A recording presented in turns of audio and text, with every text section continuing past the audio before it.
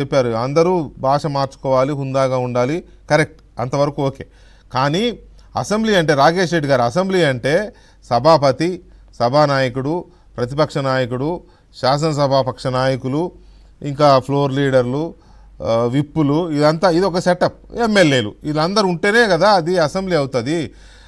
ఆయన స్థాయికి మా నాయకుడు రావాల్సిన అవసరం లేదు అంటే ఆయన ప్రతిపక్ష నేతగా ఎందుకు ఇంకా అవసరం లేదు కదా.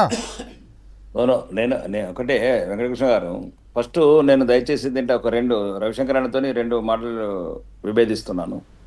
ఫస్ట్ అన్న, తెలంగాణ ప్రజలకు ఇది మార్చండి అన్న, మీరు కేసీఆర్ తెలంగాణ తెచ్చింది అనేది ఫస్ట్ దయచేసి ఈ మాట మార్చుకోండి. ఇది చరిత్రలో రాయొద్దు కూడా. ఎందుకంటే అన్న 1200 మంది బిడ్డలు ఆత్మహత్యలు చేసుకున్నారు. రెండోది, మీరు ఎప్పుడు ఎంతసేపు ఈ మాటలు మాట్లాడి తెలంగాణ చరిత్ర అంతా కలుషితం చేస్తున్నారు అన్న. నేను చెప్పిన దాకినండి, మీరు మాట్లాడిన దాకిన్నాను. ఇలా నేను ఏది అబద్ధం ఉన్నా మీరు ఏ శిక్షకైనా దేశానికి స్వతంత్రం తెచ్చింది. జయశంకర్ సార్ స్ఫూర్తి, కొండ లక్ష్మణ్ బాపూజీ లాంటి వాళ్ళు ఆదర్శము. రెండోది, సకల జనులు, ఇంటలెక్చువల్స్, కళాకారులు, ఉద్యమకారులు, విద్యార్థులు, నిరుద్యోగులు, తెలంగాణ అంతా ఒక్కటే కదిలి ఉద్యమం తెచ్చింది. కేసీఆర్ గారు మంత్రి పదవి రాకపోతే తెలంగాణ ఉద్యమంలో వచ్చిండు.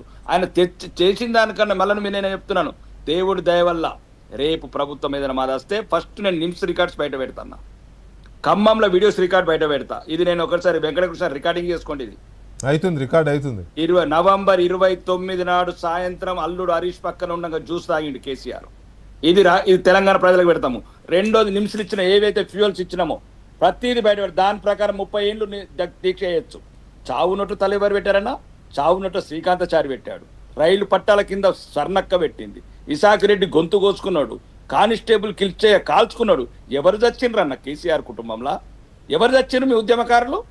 మీరు ఏదో చెప్తున్నారు కదా టీఆర్ఎస్ ఉద్యమకారులు అన్న. దయచేసి మీరు ఎంతవరకు ఉంటారో అంతవరకు ఉండండి. టీఆర్ఎస్ బీఆర్ఎస్ ఈ విషయంలో దేనికైనా నేను ఎక్కడికైనా సిద్ధం. వెంకటకృష్ణ గారు, దయచేసి తెలంగాణ ఉద్యమంలో ఒక పావు చేసింది చారాన, కోసింది బారాన. ఆయన ఎంత చేసిండో కానీ దానికన్నా అల్లుడు, కూతురు, మళ్ళా అదిన కొడుకు, చివరికి మనుమడు కూడా ప్రోటోకాల్ విరుద్ధంగా భద్రాచలం తరంబాలు మోపించింది ఈ దొర. కాబట్టి ఆ దొరకున్న అహంకారమే కొడుకున్నది. అదొక్కటి. మా స్థాయికి కేటీఆర్, అది రేవంత్ రెడ్డికి మా స్థాయి అంటే దయచేసి కేటీఆర్ కూడా నాకు మిత్రుడే. నేను చెప్పేది ఏంటంటే ఇట్లాంటి రాజ్యాంగబద్ధమైన పదవుల్ని మీరు అవమానపరచద్దు. ఎంతైనా దొరలు అయితే దొరలు అయిండొచ్చు. దొరల అహంకారం దించిర్రు తెలంగాణ ప్రజలు. మనం మాట్లాడాలి, ఇంకా మరి మారాలి, ప్రజాస్వామ్యయుతంగా ముందుకెళ్ళాలి. రేవంత్ రెడ్డి కాదు అక్కడ ముఖ్యమంత్రి. మరీ ముఖ్యంగా దయచేసి ఈరోజు వెంకటకృష్ణ గారు పార్లమెంట్ సభ్యులు అంటున్నారు. ఈరోజు తెలంగాణలో మీరు గమనించాల్సింది ఏంటంటే రేవంత్ రెడ్డి గారు కూడా భాష మార్చుకోవాలి. మెడల పాములు వేసుకుంటాను, లాగుల తొండలు దొరగొడతాను, మానవ బాంబునై పేలుస్తాను, ఆ భాష. అందుకోసం ఇట్లాంటి కేటీఆర్ లాంటి వాళ్ళు కూడా ఎందుకు మాట్లాడాల్సిందంటే స్థాయి దిగదార్చుకుంటాడు కాబట్టి మాట్లాడవలసి వస్తుంది. కేసీఆర్ ముఖ్యమంత్రి స్థాయికి ఏమైతే మిగలేదే. ఫామ్ హౌస్లో పడుకొని 4 కోట్ల ప్రజల్ని ఎన్నో రకాల ఇబ్బందులు పెట్టాడు. దానికి ఉదాహరణ కావాలంటే మీకు వీడియో పెడతాను. కరోనా టైంలో అంటే ఈ కరోనా పెడతాను 58,000 రైల్వే ఏమంటారు ఆర్టీసీ కార్మికులని ఒక చిన్న చులకన అంటే ప్రపంచ దేశంలో మరి ఆ రోహింగా ముస్లింలు కూడా అంత దీనంగా చూడలేదు ప్రపంచం. అంత చేసిండు. మరి దారుణం. హైకోర్టు అంటే అంత నీచంగా ప్రవర్తించిండు. ఆత్మహత్యలు చేసుకుంటే నేను పిలాంటాడు, చర్చలకు పిలాంటాడు.